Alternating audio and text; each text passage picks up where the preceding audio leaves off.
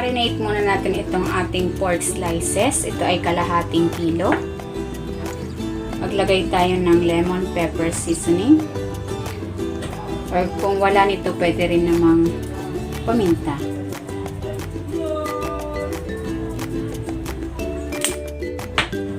And then, maglagay tayo ng toyo.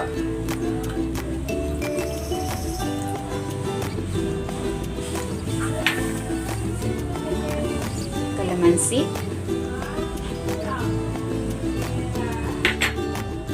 At ng nor seasoning.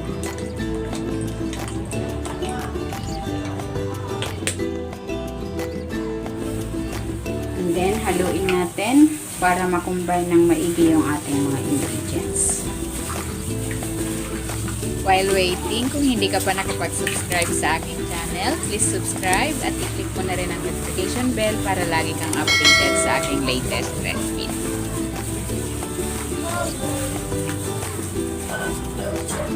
Set aside muna natin ito for at least 30 minutes para ma-absorb ng pork yung ating mga panahon. First, ipan-fry muna natin yung ating marinated pork. Maglagay tayo ng cooking oil. Konti lang kasi mamantika naman yung baboy mamaya. Lagay na natin.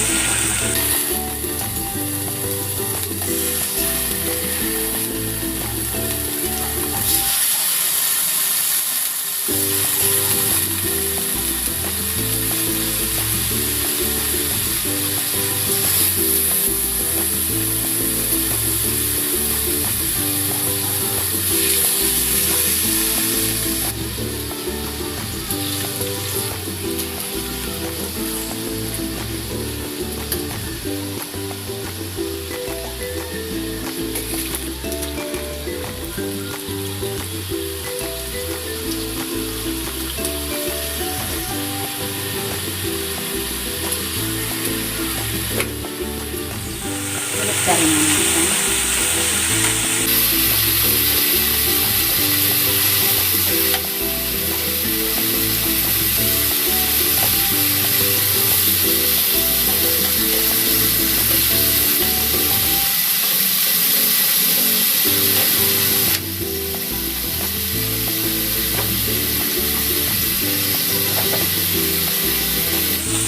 Hanguin muna natin.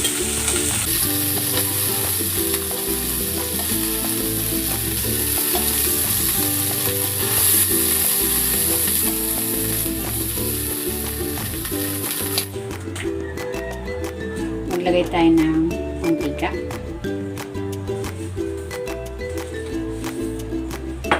Igisa natin tong bawang.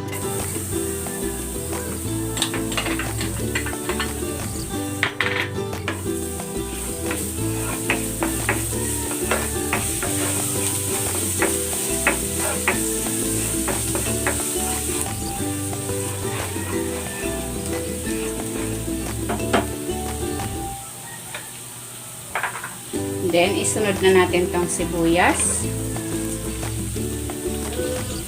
May tinira ako dito pang topping sa atin mamaya.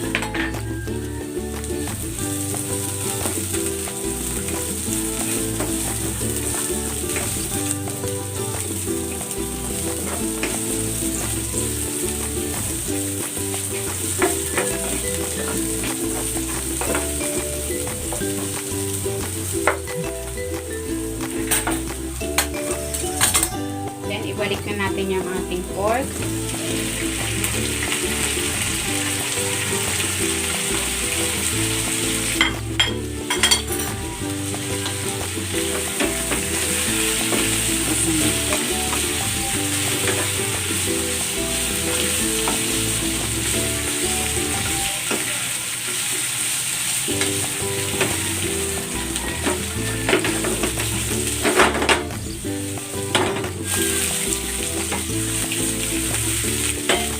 Isa nating maigi para mag-caramelize yung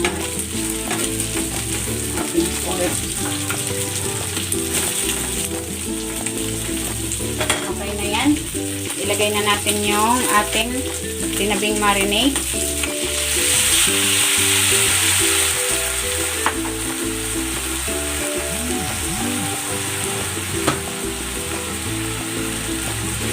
Maglagay tayo ng water. Siyempre, para lumambot yung ating pork.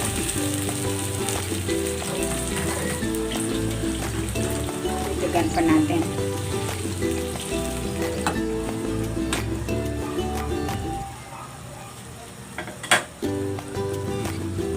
Then, takpan natin. And, isimmer natin yan over low to medium heat. Hinaan natin yung apoy for 30 minutes. Balikan natin yan mamaya. After 30 minutes, ito na yung ating pork steak. And, bumaba na yung sauce at malambot na rin yung ating pork.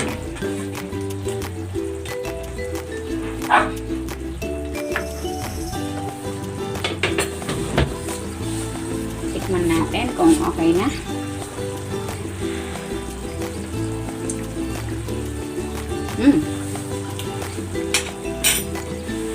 Okay na yung alat, saka asim. Sarap na. Maglagay na lang tayo ng konting pepper. Gusto ko peppery yung aking steak.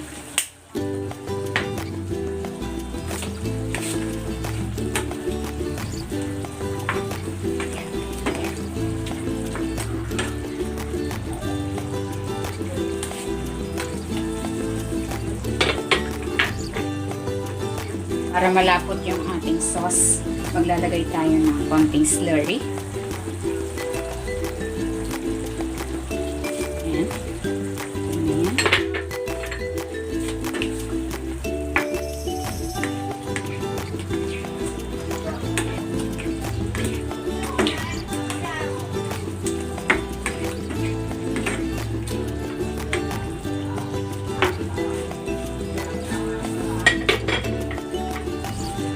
Ilagay na rin natin itong sibuyas.